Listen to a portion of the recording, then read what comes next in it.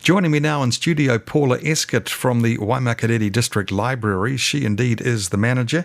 Hugely enthusiastic always, and great to see you, Paula. How are you? Morena, I'm well, thanks. How are you? Good, thank you. Refreshed after a long weekend, eh? Wow, a lot of DIY. Oh, really? About 50 litres of decking stain applied, but it looks great. Job's done. You had the weather for it, that's good. Hey, I'd love to ask you about a couple of roles that have kind of new at the libraries here. There's the Community Connections role and the Digital Inclusion Coordinator as well. And I believe they're well established, embedded in now. People are actually coming in and specifically asking for these people. Tell us more about it, Paula. Yeah, it's amazing. So I shared late last year that Waimak Libraries had received 2 full-time funded roles from central government, which is part of the New Zealand Libraries Partnership Program. And we appointed Anna into the Community Connections role and Sarah into the Digital Inclusion role. They were both established members of our team. Since we talked about it on air and we've been promoting it online, the community are actually coming in and specifically asking for these 2 incredible women to support the mahi that community groups are doing or individuals want. So Anna's our link to the community. If you're a community group, if you're wanting to use the library, our spaces, our areas as a platform for your mahi, for what you're doing, think Anna. Some examples, we were asked recently, could we host a stash swap? So I was like, what's a stash swap? So it's for keen sewers and people who have got a whole lot of unwanted fabric or buttons, wool lace, the things that people hoard and collect. So we're going to have a stash swap from a community-driven initiative in March, on March the 20th at Kaipoi Library. That's the sort of thing that Anna does, is she acts as a conduit for the libraries, our network in Kaipoi, Oxford, and Rangiora, being a platform for what the community would like to do in our spaces. And Anna's the person there who can help bring that to life as well. Man, you must be rapt to see that happen. It's incredible. It's what we're here for. I mean, our primary branding object has always been books, but now it's books and people. And if I'm honest, I think people come before the book because, without people, the books don't go out. Yeah, absolutely.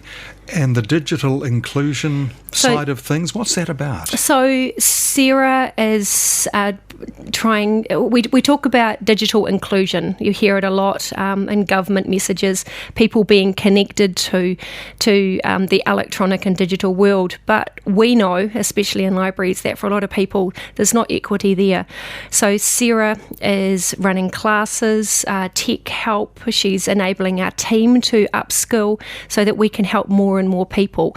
And a beautiful example recently was a member of our community who uses the library all the time. She didn't have an email address, and her library books were overdue, and her letter came 5 days later.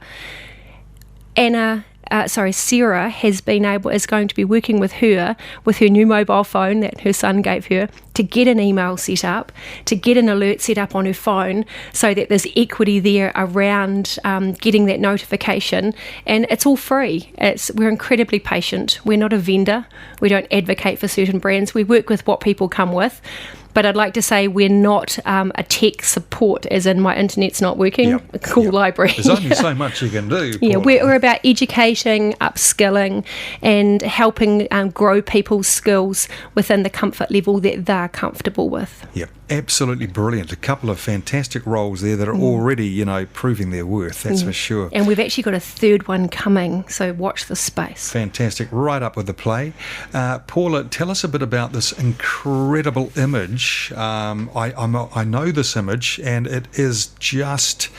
Well, it takes your breath away. You stop and look at that and you can read so much into it. There's so many stories in one huge photo. Go, tell us. Look, I came into work this morning and was struck with this this incredible image that's been relocated from the council chambers to the chamber gallery in Rangiora Library. So it's the photo, the digitised photo of 11 chiefs lined up on horseback with their amazing korowai, with Lord and Lady Plunkett, who he was the governor, in 1905. Yeah, and they're sitting in a little car. A 10 horsepower Little car. 10 The horses probably went faster than the car did. Well, there you go. 9 horses in a 10 horsepower car. Yeah. Well, Plunkett had to one up them, didn't he? Yeah, there were even 11 horses, so the horses would have won hands down.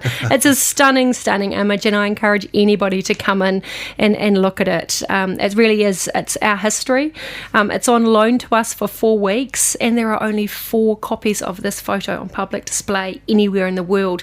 Athens there's one, Hagley Park there's one, Tuahiwi there's one, and the Chamber Gallery in Rangiora Library there's one for the next 4 weeks. Brilliant, absolutely. And I must admit, I've often stopped and looked at the one in Little Hagley Park there when I'm out walking the dog through there sometimes, and especially when it's lit up, Paula, and it's with the lights on it.